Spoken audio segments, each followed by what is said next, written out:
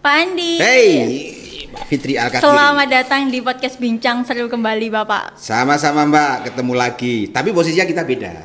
Gimana? Ya, biasanya saya jadi host, Oh, sekarang saya jadi narasumber ketuker ya, Pak. Ketuker. Cuma Mbak Pipit yang belum turun jadi narasumber. Kapan-kapan ya saya jadi host, Mbak Pipit jadi narasumber. Insya Allah, next time. Gimana kabarnya Pak Andi hari ini? Baik. Memang cuaca agak kurang mendukung, tapi harus strong. Padahal panas banget loh Pak cuacanya ya. Kayaknya sih demikian, cuma ini dingin ini, panasnya lampu ini. Panasnya lampu, oke. Pak Andi, Yes. kemarin kita sudah sharing-sharing terkait Betul. tentang haki ya Pak. Betul, di dengan podcast Pak Nano Bincang kalau nggak Seru salah ini. dulu ya. Pak Andi sendiri pernah, Oke, kemudian kita join dengan Pak Nano, Betul. featuring dengan Pak Nano juga pernah, dan sekarang kita sharing kembali dengan Bapak Andi Usmina. Nih Lau Friends, kita mau membahas terkait tentang pengetahuan tradisional Pak. Oke.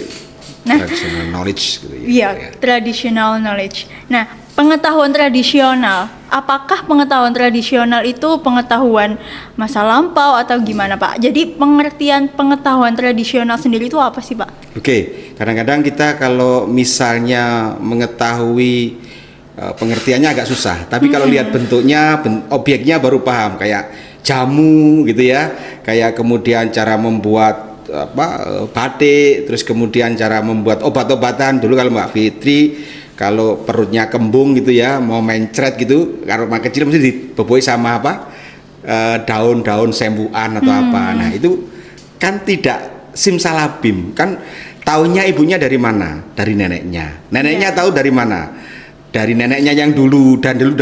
Nah itu adalah modal daripada pengetahuan tradisional. Jadi kalau dikatakan secara perkataan, definisi pengetahuan tradisional itu suatu pengetahuan yang dimiliki dan dikuasai serta dilaksanakan oleh satu komunitas adat atau suku bangsa di wilayah tertentu secara turun-temurun. Dan itu dipergunakan terus-menerus hingga saat ini gitu ya? Sampai saat ini. Itulah yang namanya pengetahuan tradisional. Nah, seperti pembuatan jamu gitu, kayak pembuatan jamu herbal gitu ya Pak, yang ada sampai dengan saat ini tuh kayak sido muncul gitu ya Pak ya, kan banyak kan produk-produk dari mbah-mbahnya dulu. Yang dari zaman tahunnya dari mana ya, dari mbahnya dulu buatnya gini ya, gitu kan. Seperti itulah yang namanya pengetahuan tradisional itu. Sebelum ada obat-obatan jadinya pakai yang tradisional dulu, yang gitu. sekarang kembali marak ya, yang orang-orang takut dengan bahan kimia, kembali ke masa lalu, ke herbal. Yang dulu kayak apa sih, panas itu hanya diobati dengan daun dipuk terus ditempelkan adem. Terus kemudian kalau kayak Mbak Bibit perutnya sakit dulu ya, sering mencret ya misalnya, terus atau diare, itu bisa dibuat daun jambu, pucuk daun jambu dikemas. Coba sekarang yang kemah daun jambu itu dulu sudah ada itu. Nah, itu suatu bentuk pengetahuan yang tradisional, tradisional knowledge itu. Itu yang dimaksud dengan pengetahuan tradisional ya Pak. Oke. Pentingnya pengetahuan tradisional ini apa sih Pak? Seberapa penting pengetahuan tradisional itu untuk masyarakat kita? Oke, kalau kita ngomong penting banget ya. Kalau pengetahuan tradisional itu penting, karena memang kalau kita lihat sebenarnya lahirnya pengetahuan tradisional itu kan sebenarnya semangat hidup daripada masyarakat dulu, ya kan. Semangat hidup daripada komunitas masa lampau, ya, mbah-mbahnya kita, nenek moyang kita, sehingga bagaimana daya survival mereka menciptakan pengetahuan tradisional itu. Sehingga kalau misalnya seberapa penting ya pengetahuan tradisional itu untuk kita ya, untuk komunitas itu ya sangat penting. Ada beberapa pemahaman atau artikel penelitian, termasuk saya juga meneliti bahwa pengetahuan tradisional itu dianggap seberapa penting itu. Yang pertama memang dia memiliki nilai ekonomis. Iyalah, sekarang kita lihat yang namanya jamu beras kencur, sinom, berapa duit orang? Ada nilai jualnya ya Pak? Wah, pakai banget ya. Kalau misalnya itu dijual ya lumayan ya. Tapi apakah yang menghasilkan komunitas yang menghasilkan jamu beras kencur itu dapat duit. Enggak. Ya. Contoh lagi, dulu ada yang namanya pil kina untuk malaria yang dijual ke kita, ya kan? Nah, orang Papua itu orang-orang pedalaman ya, tidak hanya Papua ya, Kalimantan itu ya, yang banyak nyamuk Aedes aegypti gitu ya, yang mereka tidak tahu itu ternyata itu menghasilkan demam berdarah dan apa itu ya, hanya diobati dengan ramuan-ramuan yang mereka tahu ya, yang bisa sembuh. Nah, kemudian oleh masyarakat modern itu diramu jadikan pil kina dan kemudian dijual kepada mereka. Nah, artinya apa? Mereka tidak punya apa istilahnya ya, tidak punya satu bentuk apa ya,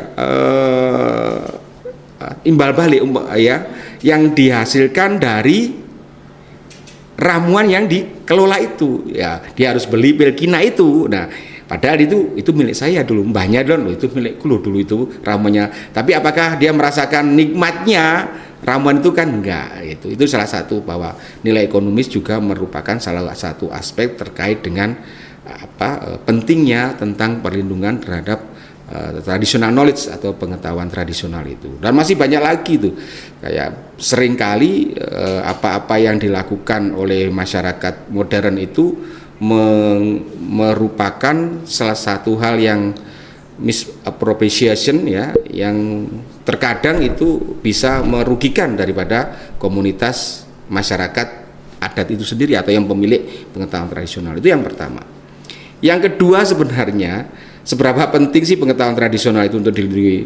Ya, selain masalah ekonomi adalah masalah terkait dengan ketidakadilan. Saya merasa ketidakadilan antara negara-negara yang sudah maju nih ya, Amerika, Inggris, Jerman, Jepang gitu ya, terhadap negara-negara kita, negara-negara berkembang gitu ya. Kayak Indonesia, negara-negara Afrika gitu ya, di mana negara-negara berkembang itu seringkali dieksploitasi. Padahal dia yang menemukan resepnya, terus kemudian dikembangkan oleh betul, negara-negara diambilin gitu ya, negara-negara terus maju kemudian ya, diolah secara secara modern ya.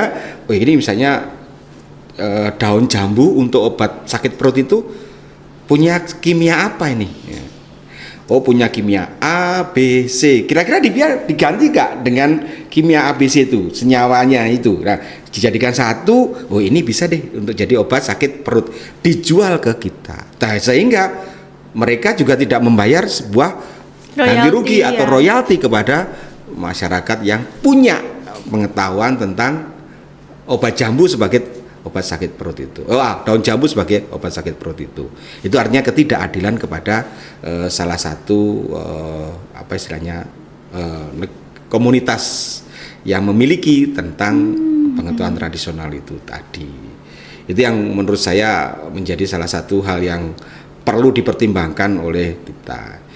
Yang berikutnya adalah sebenarnya ini lucu juga ya, bahwa yang namanya masyarakat adat itu kan yang zaman dulu itu nggak suka nulis, ya kan? Benar. Jadi semuanya itu diingat ya.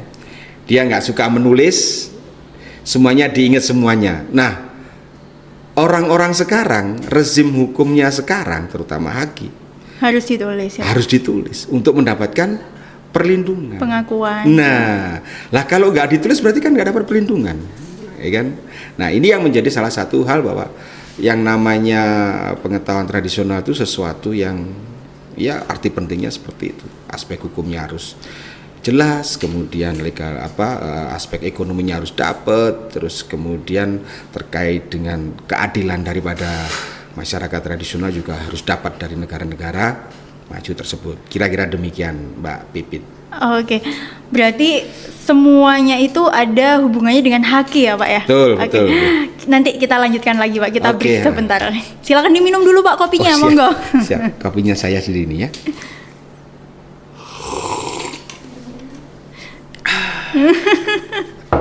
Mantap sekali serupotannya. Bincang-bincang seru gini ditemani kopi seru ya Pak. Pakai banget ya ini.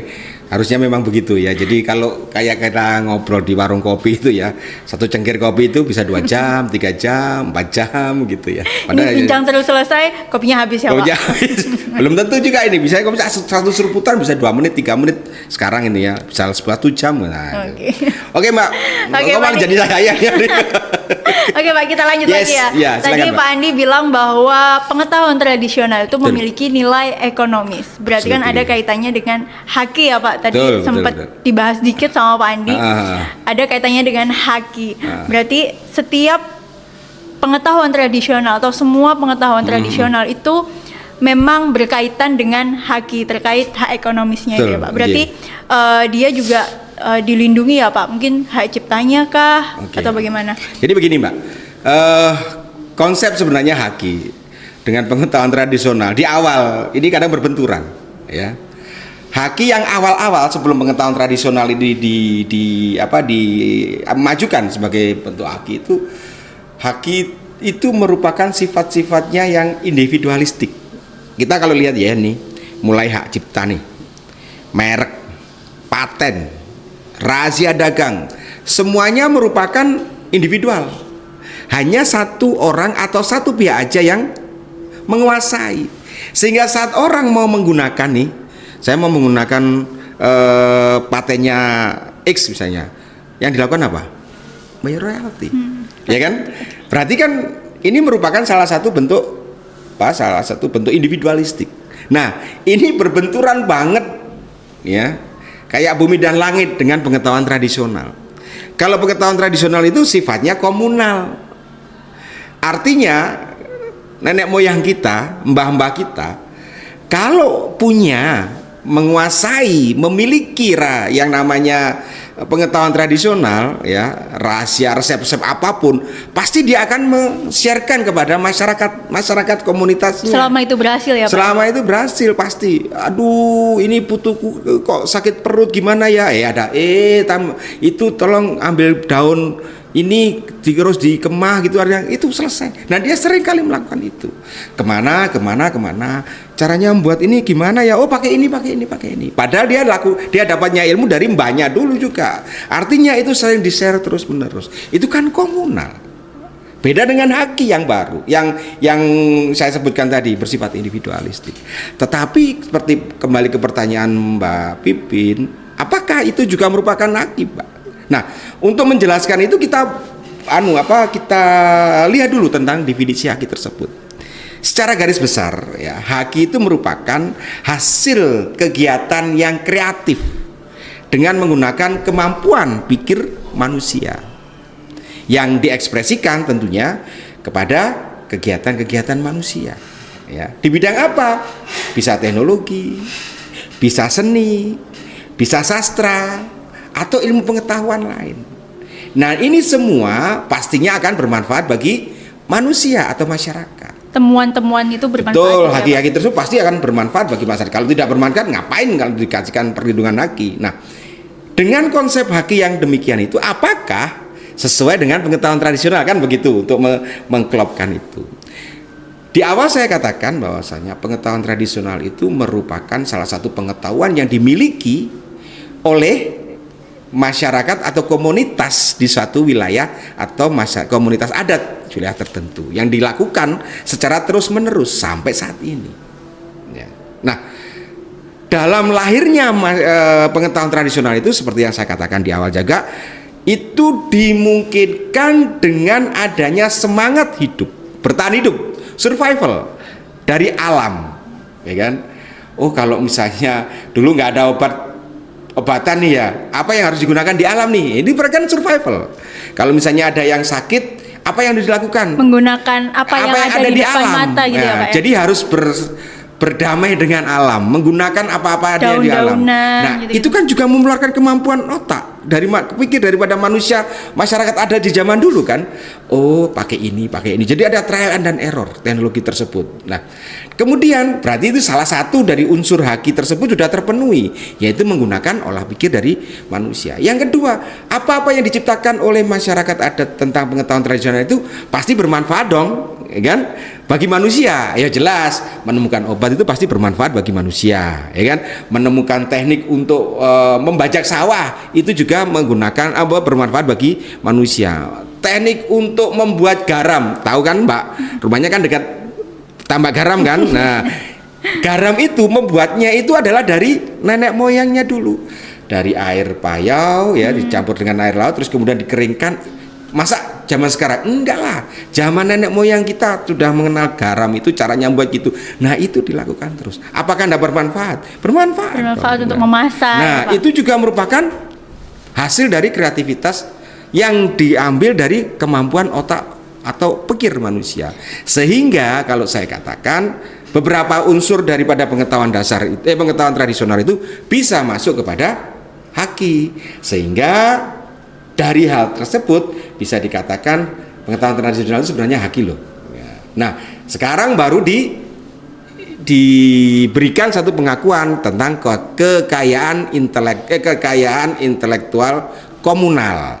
Tapi masih berburu PP, belum undang-undang. Ini loh Mbak yang namanya. Itu dasar hukumnya cuman berbentuk PP aja ya Pak? Betul. Padahal harusnya nih dilindungi ya Pak ya? Lebih gede. Kalau PP kan hanya sekedar belum kuat menurut saya gitu ya. Harusnya dibuatkan undang-undangnya gitu. Betul. Pembentukan perundang-undangannya pun kalau menurut saya juga harus yang bersifat khusus. Kayak haki sekarang ada berapa? Undang-undang merek, ada kan? Undang-undang paten. Karena penemuannya itu berlangsung sampai dengan saat ini gitu ya Pak ya? Penemuan nenek moyang itu. Betul, bisa dilakukan saat sekarang. Ya, karena tadi loh sudah ada ini masuk di ranah haki, ada bentuk kreativitas, memerlukan kegiatan otak manusia, dia berhubungan dengan teknologi, ya kan? Dia juga berhubungan dengan yang namanya dia bermanfaat bagi manusia, itu semua masuk haki. Harusnya nih dia merupakan punya undang-undang tersendiri dalam melindungi pengetahuan tradisional tersebut. Kayak dulu kan orang yang habis melahirkan gitu kan disuruh minum ramuan daun kelor atau daun apa itu loh Pak, untuk melancarkan ASI. Betul, tapi sekarang asinya sudah dikemas lebih minimalis lagi menjadi pil, nah, siapa obat gitu-gitu. Kandungannya iya ada kayak gitu-gitu biasanya ada senyawanya dimasukkan gitu. Dijadikan pil itu yang untuk memperlancar itu, dan itu menjadi salah satu menurut saya harus dapat Nah sekarang saya tanya, apakah misalnya komunitas yang punya daun kelor itu, masyarakat yang punya daun kelor itu dapat royalti? Enggak lah. Siapa yang menikmati? Mungkin punya dibeli daunnya aja kali ya Pak ya? Ya nggak juga lah, dibeli daun aja. Beli apa? Daun kelor ya nggak juga. Oh ya, tanam sendiri Mbak. Oke Pak, minum lagi Pak, seruput untuk membasahkan tenggorokan. Enggak sih, untuk menghabiskan kopi. Oke Pak, berarti lahirnya pengetahuan tradisional itu memang dari nenek-nenek moyang nenek-nenek moyang terdahulu. Betul. Yang memang harus berdamai dengan alam gitu ya Pak. Betul. Itu memang lahirnya pengetahuan tradisional. Dan kalau ngomong masalah pengetahuan tradisional dan bagaimana perlindungannya sekarang, waduh, saya rasa memang sudah ada, tapi kurang. Hanya berbentuk PP itu aja tadi ya. Pakai banget. Ya, jadi masih kurang pakai banget. Setelintas saya baca memang yang bertanggung jawab atau yang memiliki pengetahuan itu adalah negara. Tapi pertanyaan saya, bagaimana masyarakat yang punya itu kan juga masih belum mendapatkan, merasa tidak adil ya Pak jadinya. Belum mendapatkan secara ekonomi ya, secara ekonomi bagaimana pengetahuan tradisional itu bisa dimanfaatkan dan dia mendapatkan royalti hak ekonomisnya. Ya, cuan lah, keuntungan secara finansial daripada pengetahuan tradisional digunakan oleh masyarakat tersebut. Ya, selama ini enggak gitu ya. Itu yang harus dipikirkan juga oleh negara gitu. Jadi komunitasnya ya Pak ya yang harusnya mendapatkan hak ekonomi. Iya, kalau saya sih komunitasnya yang harus mendapatkan hal tersebut, keuntungan tersebut gitu ya. Pertanyaan selanjutnya, bagaimana kalau enggak bisa? Nah, kalau enggak bisa juga harus dicari dong. Bagaimana negara itu harus bisa mencari atau memberikan menemukan komunitas tempat pengetahuan tradisional itu ada untuk dilindungi ya Pak. Betul. Oke Pak Andi, seru sekali hari ini bincang-bincangnya terkait tentang pengetahuan tradisional. Terakhir nih Pak, sedikit aja closing statement untuk Law Friends yang nonton podcast ini terkait tentang pengetahuan tradisional. Oke, ada beberapa hal yang perlu kita pikirkan. Yang pertama adalah bahwa yang namanya pengetahuan tradisional itu harus kita lindungi. Itu penting karena itu juga menyangkut harga diri daripada komunitas masyarakat adat tersebut dalam ranah negara saat ini. Yang kedua, perlu adanya undang-undang yang mengatur tentang pengetahuan tradisional itu tersendiri atau sui generis. Tugas kita adalah sama-sama melestarikan ya Pak ya. Betul, Oke. selalu kita melestarikan. Terima kasih banyak Pak Andi. Sama-sama, Sampai Mbak Bibit. ketemu Siap, di siap. podcast Bincang Seru selanjutnya dengan tema yang lain. Terima kasih.